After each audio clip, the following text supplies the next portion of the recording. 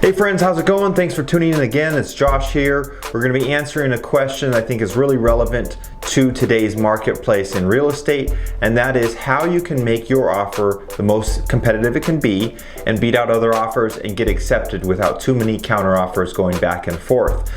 Again, please subscribe, please like, leave a comment, and share. Really appreciate your support. Bring out new videos to you once a week. Let's go ahead and get started.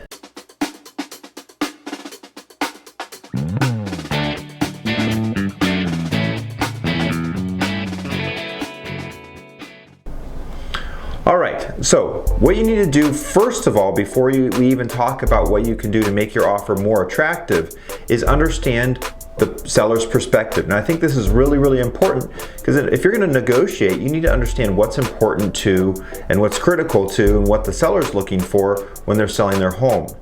That's going to help you structure your offer. Now, those are questions that I always ask as a real estate agent. Figure out, is it an investor? Is it their family home? Is it their parents' home? Are they moving out of state? Are they relocating for a job? But those are important things. If you're working with another agent, just ask them, hey, why is the seller selling? It gives you some idea on how you can negotiate the best offer. Secondly, you want to make sure that you ask if there are any other offers. Now, this should be a given, but you need to understand if there are other offers on the table and getting a feel for where they are. Now, for me as a real estate agent, I'm going to get a feel for that automatically, right?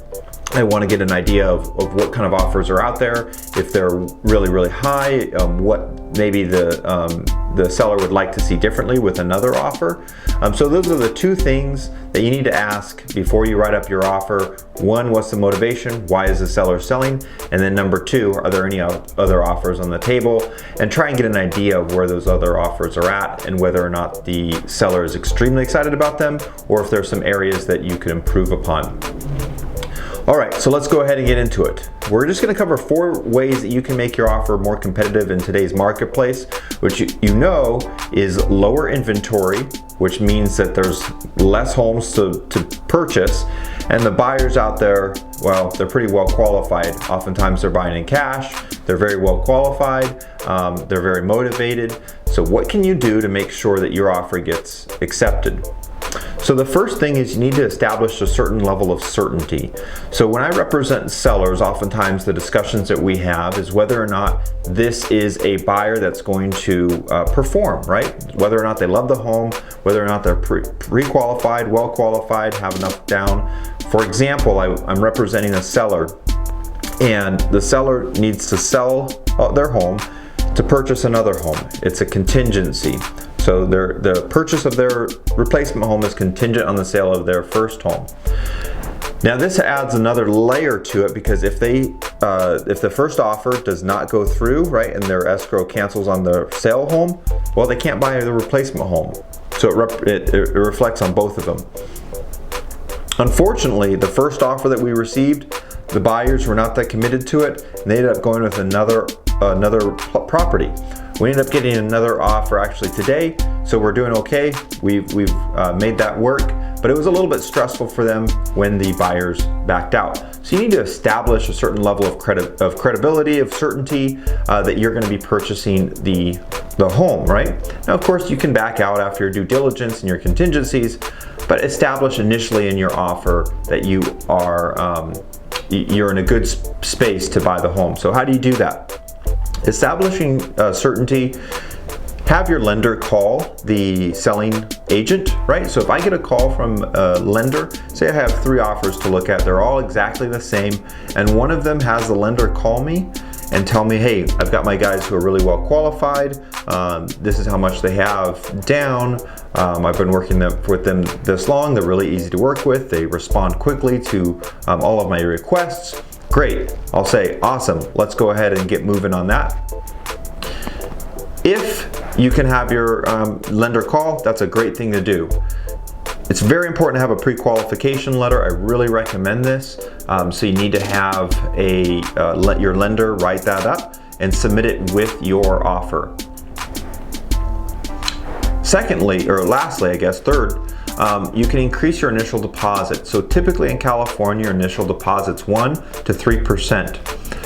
I've oftentimes seen somebody make an offer for $1 million home, and they offer $2,000 of an earnest money deposit.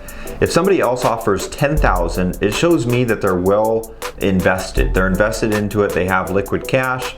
They're really willing to put their money where their mouth is. So that initial deposit, which you will be refunded back if you decide you don't want the property, that one I would suggest making a little bit higher if it's a competitive kind of an offer situation. Oftentimes I get asked, do you need to make an offer letter? A letter to make it a little bit more personal, I think, is a really good idea. I go over a lot of different offers, and about a third of them have offer letters, and I think it adds a great personal touch. Really keep it simple. If you have a picture of your family, I would include that. Only a couple paragraphs will do. Explain why you like the house, why you like the neighborhood, maybe the reason why you're purchasing that home, and why you'd like to be considered, and reinstate your level of certainty that this home is the right home for you. But keep it simple, keep it brief, keep it personal, and keep it authentic is my recommendation. Now, also another thing that may not come as something that you would automatically think about is that you can oftentimes beat out another offer just by a few $100s. For example, my very first deal, I was able to get my offer with my client accepted, and it was really only a few $100s difference. Now, one of the reasons I got to know the agent that was representing the seller, and he said, hey, look, I'd love to help you with your first deal. This is what you need to do to make this happen. So I made that and just increased it by a couple $100, and he was able to pitch it well to the seller, who happened to be a bank, that this is the best one. So what I mean by that is you can make your offer be different by just $500 to $1,000 to $2,000 instead of your typical $5,000. So let's say there's a offer that you want to make on a home, and it's $800,000. So instead of making $800,000, make it $800,000 and $2,500. So just that little bit of that difference could potentially make it better for you if all the other terms are the same, and you're just $500 to $1,000 to $1,500 over the other offer if there is a multiple offer situation. Another thing that you can do if you are a buyer is you can offer a rent back period. So oftentimes the seller is going to be buying another property, they're going to be moving their furniture, and if you give them possession, let's say 3 days after the close of escrow, that can oftentimes be an attractive thing for the seller, so that they can give themselves a little bit of time after the sale closes to put all their items in boxes and get it all moved out and cleaned. So those are 4 things that you can do to get your offer accepted. Interested to hear your ideas, whether or not you have other thoughts on making offers and creative ways that you have gotten your offer accepted. But I just want to make this short video for you. Hopefully it gives you some insight on how real estate works. It's not too complicated, it's not rocket science, but there are a few things that you can do to really make your offer shine, like I mentioned. So hope you all have a great day. Like I said, please like, subscribe, share this video, leave a comment, and have an awesome one.